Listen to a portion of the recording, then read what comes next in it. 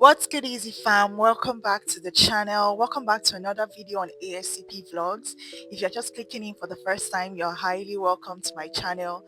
Please do well to like, comment, subscribe, turn on your post notifications so that you're notified when next I make a post. And with that being said, let's get into the content of today. Today I will be talking about how I was able to balance my work life with studying for the ASCP exam. First step is to communicate with your employer that you are sitting for the ASCP exam. I know most of us, when we are doing something important or something very, you know, life changing, we do not want to share those informations with other people, especially because of what they call bad belly in quotes and people. So the next thing that I did after telling my employer that I was sitting for the ASCP exam was that I also told my colleagues at work that I was sitting for the ASCP exam. So why did I do this? I did it because I felt like they would be much more considerate towards me, especially when it comes to delegation of work. So, and which they were. So if you have watched my intro video, you will know I work at a molecular laboratory where we do a lot of molecular work, DNA paternity and all of that.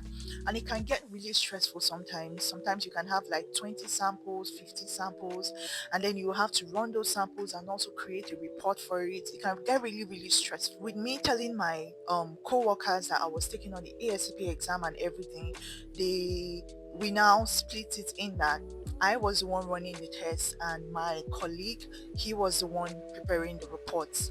And in any way, let me say days that I do not come to work or days that I'm not on duty and I have some of my samples spilling from my own shift to his own shift, he doesn't complain. He'll just be like, no problem, I'm going to handle it. Just go ahead and read for your exam and everything.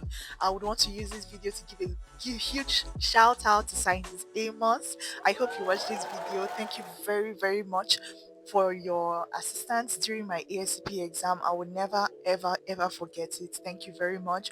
He made my life really, really easy, and he made, you know, reading for the exam a breeze through.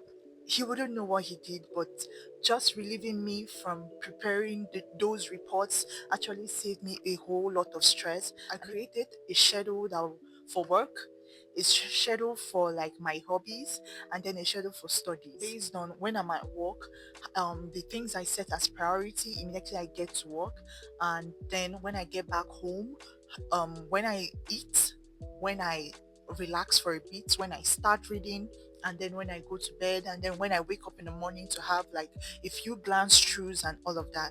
So that was what I did. I created a master schedule for my reading. So the next thing I did, guys, was that I set up very, very clear boundaries. I didn't have my work life interfering with my study life, and I didn't have my study life interfering with my work life. So this is how I arranged myself. So I work starts by 8, and when I get to work by 8, I do all the necessities that I need to do concerning work and all of that. And then the spare time that I have in work, what they call downtime, the downtime the downtime that I have at work, I use it to study. So I used the downtimes that I had at work to do a bit of studying. And when patients come and samples are collected and I needed to run a sample, then I would run the sample. And then if there are no samples, then I would use that time to study and to also do practice questions. So I wasn't just idle. Every free time I had, I used it to do some practice questions or to read. Those free times that you have, you can convert it into being productive in the sense that you can convert it to times where you do practice questions with your BOC study guide, or you can convert it to times where you um, read a few lines, or you jot down some things from your head, randomly ask yourself questions and then give yourself answers to those questions, see how correct you are, know your weak points and all of that. Whichever it is you want to use that downtime for at work, that is what you should use it for.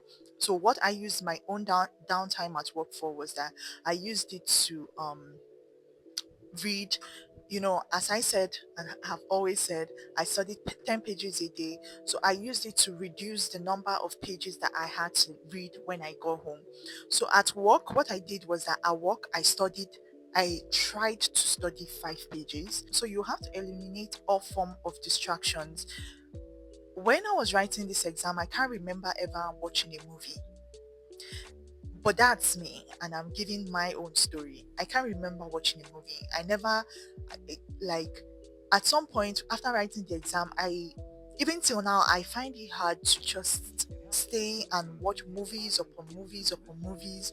And like, because throughout that exam period, I watched zero movies. What I did during my spare time was probably go through Instagram and all of that stuff. Yeah, and also part of removing any form of interruptions or what do they call it? Any form of distractions. If you are able to read on something else that is not your phone, that would be nice.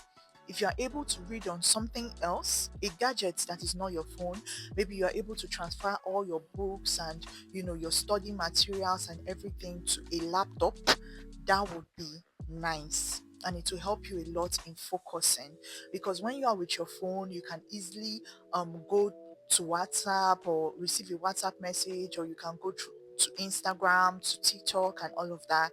And I had those minutes or seconds of distractions here and there, but then I knew that I couldn't afford to, just stay so much distracted. But the thing is that once in a while you want to turn on your data, because there are some words while you will come across while reading, and you will need to check it up on the internet and just checking a few things just so that you can broaden your knowledge on those things. And then you just find yourself on Instagram, on TikTok, on YouTube, and all of that stuff. So you would want to get another gadget aside from your phone, maybe a laptop or something that would help you limit that distraction from social media. But if you are somebody that is able to curtail that and self-discipline and everything, just like I did, and I didn't have a laptop as at when I was preparing for the exam. My dad only got me a laptop. That was on my birthday, which was December 7th, and I sat for the exam January 4th. So that was some weeks close to my exam. But the majority part of my exam, I used my Android phone to study. And even though it was quite hard because of the distractions from social media, from WhatsApp messages, and all of that, I could still do it. So if you are somebody that can still do it, then good luck to you. Then the next thing that you would want to do is to allocate a study time, including the time of the day, the location, and the study materials. Well, I've already said the time of the day that I made use of: waking up by 8 o'clock, um, finishing everything, but cleaning up and everything by 12, study from 12 to 4, have a 1 hour break, 4 to 5, get back by 5, 5 to 7, I'm studying, have a 1 hour break, come back by 8, study from 8 to 10, and then probably sleep till the next day. But as it grew closer to the exams, sleep by 10, wake up by 4, study, and just take it up from there till 8 o'clock, and that's it.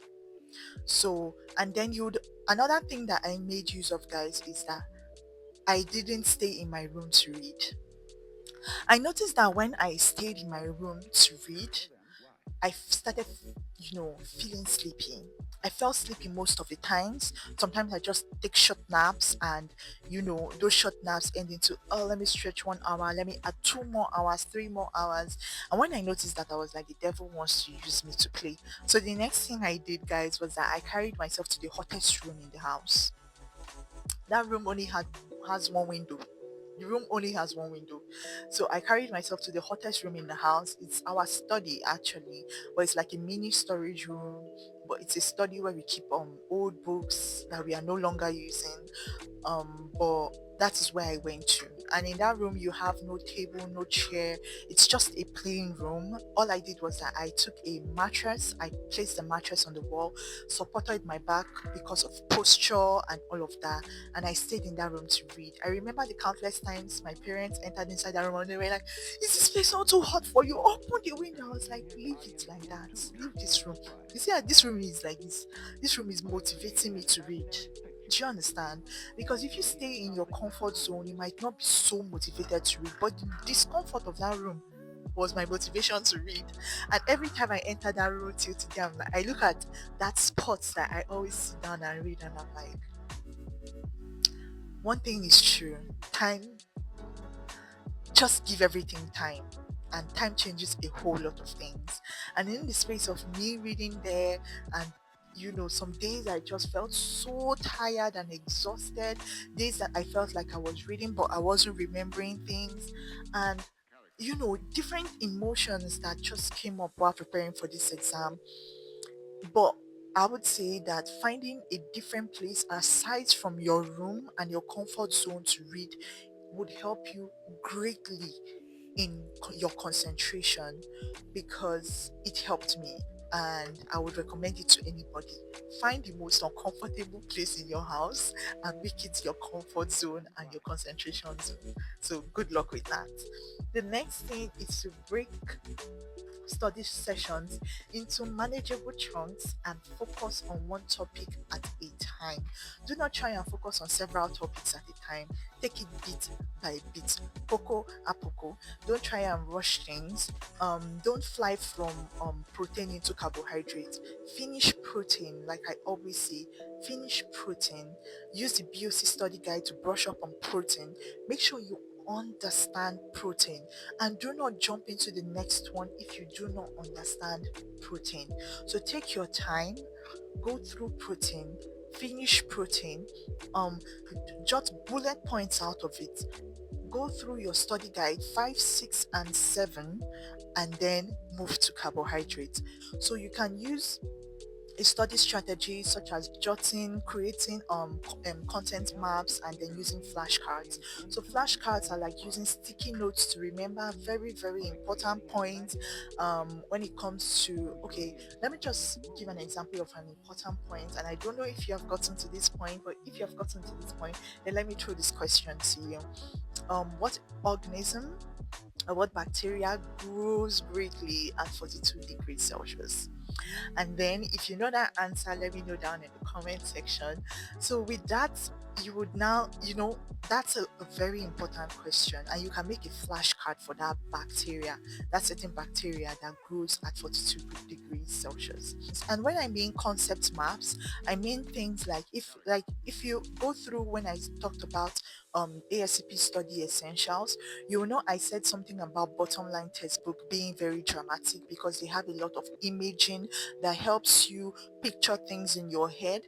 Especially one thing I would never forget about it is when they talked about listeria monocytogenes, when they talked about it having tumbling motility, and then they have this drawing of somebody tumbling upside down.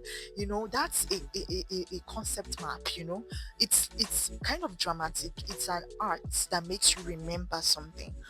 So now we'll move down to self-care and motivation. Guys, everything I did wasn't all about reading and reading and reading and reading. I also took part in some kind of self-care that helped me stay sane, because sometimes this whole reading thing can get into your head, and then you feel like you are losing your mind, and you feel like you're getting depressed sometimes, because sometimes you read and you cannot remember. Guys, if you're at this point where you feel like you read or you have read, and things that you've read you cannot remember, my dear, you are not on your own. I read countless of times and I forgot countless of times.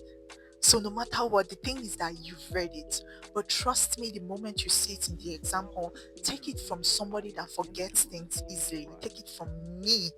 I am telling you that you will remember it. So no matter how much you feel you have read and you cannot remember, keep reading, because you will remember and you can remember. If you feel like you are getting exhausted and everything is just getting so frustrating for you, just hold on. don't push it. Take a break. Watch that movie. Watch that anime. Go out and take that drink. Stroll on the road. Have some conversations, maybe a 30 or 20 minutes conversation, but don't stretch it. What? Don't stretch it because you still have to go back and read. So the last step is to set up goals and remind yourself about the reason you started. Guys, there was a reason why you chose to write this ASCP exam. Everybody has a reason why he or she chose to write this ASCP exam. So whatever your own reason is, remind yourself every time that you feel less, every time that you feel you do not have any motivation left, every time you feel mentally exhausted about reading, about studying, you just feel so frustrated, especially when you feel like you've read and you cannot remember. Oh my god. Also tell your significant other what you are going through, be it your husband, your wife, your boyfriend, your girlfriend, whatever it is. You tell that person, I am actually going through a lot, I feel tired, I'm mentally exhausted.